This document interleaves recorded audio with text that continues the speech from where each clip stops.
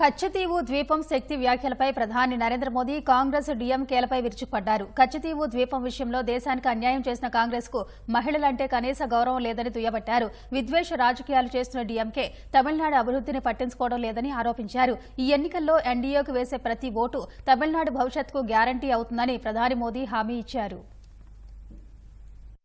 NDA ప్రభుత్వం గత 10 ఏళ్లలో వికసిత్ భారత్ కు పునాది వేసిందని ప్రధాని నరేంద్ర మోదీ తెలిపారు. భారత్ ఇప్పుడు ప్రపంచ శక్తిగా ఎదుగుతోందని చెప్పారు.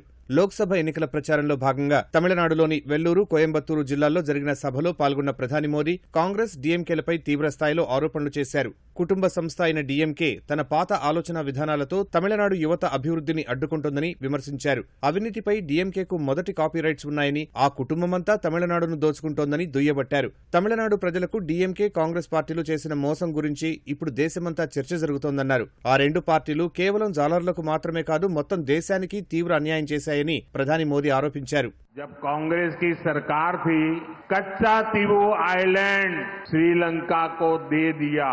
इस पर कांग्रेस की बोलती बंद है. बीते वर्षों में उस आइलैंड के पास जाने पर तमिलनाडु के हजारों मछुआरे गिरफ्तार हुए हैं. उनकी बोटें गिरफ्तार कर ली गई है. तमिलनाडु के लोगों को ये सच नहीं बताते कि कच्चा तीवू आइलैंड उन्होंने श्रीलंका को दे दिया. एनडीए सरकार ऐसे मछुआरों को निरंतर रिहा कराकर वापस ला रही है. इतना ही नहीं, 5 मछुआरों को फांसी की सजा कर दी थी श्रीलंका ने. मैं उनको भी जिंदा वापस के आया था. వెల్లూరు తర్వాత కోయంబత్తూరు జిల్లా మెట్టుపాలయం సభలో పాల్గొన్న ప్రధాని మోదీ అధికార డీఎంకే, కాంగ్రెస్లపై ఎదురుదాడి చేశారు. కాంగ్రెస్ డీఎంకేలు అవినీతిపరులను కాపాడేందుకు ముందు వరుసలో నిలుస్తున్నాయని విమర్శించారు. విద్వేష రాజకీయాలు చేస్తున్న డీఎంకే తమిళనాడు అభివృద్ధి పట్టించుకోవడం లేదని దుయ్యబట్టారు. ఎన్డీఏ ప్రభుత్వం కోట్ల మందికి ఇండ్లు కట్టించడంతో పాటు ప్రతి గ్రామానికి విద్యుత్తు సదుపాయం కల్పించిందన్నారు. 80 కోట్ల మందికి ఉచిత రేషన్ ఇచ్చినట్లు ప్రధాని మోదీ వివరించారు. కాంగ్రెస్ హయాంలో రాష్ట్రాల్లో ఏ పార్టీ అధికారంలో ఉందనే అంశం ఆధారంగా వివక్ష చూపిందని మోదీ ఆరోపించారు. లోక్సభ ఎన్నికల్లో ఎన్డీఏకు వేసే ప్రతి ఓటు తమిళనాడు భవిష్యత్తుకు గ్యారంటీ అవుతుందని ప్రధాని మోదీ అన్నారు.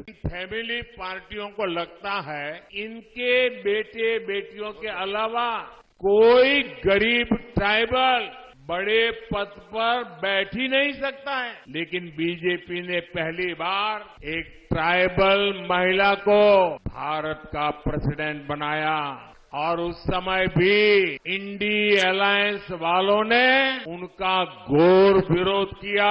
लेकिन डीएमके उन लोगों के साथ खड़ी है जो देश में इन्वेस्टमेंट को खत्म करना चाहते हैं. अपनी इस राजनीति से ये लोग सबसे ज्यादा नुकसान तमिलनाडु का कर रहे हैं. बीजेपी सरकार तमिलनाडु में डिफेंस कॉरिडोर बना रही है.